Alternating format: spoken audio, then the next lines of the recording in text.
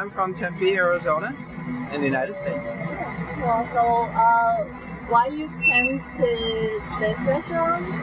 Oh, I came to this restaurant. My colleagues brought me. They said it's one of the best, I think they said it's the best seafood restaurant here in Taipei. Has great fresh fish, great fresh sushi.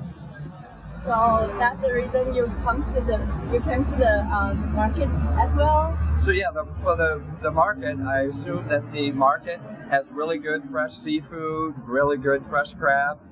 The restaurant clearly has the jumbo crab sitting out there. They're large, and I saw some of the large crab legs in the market as well, and it looks very fresh, very good.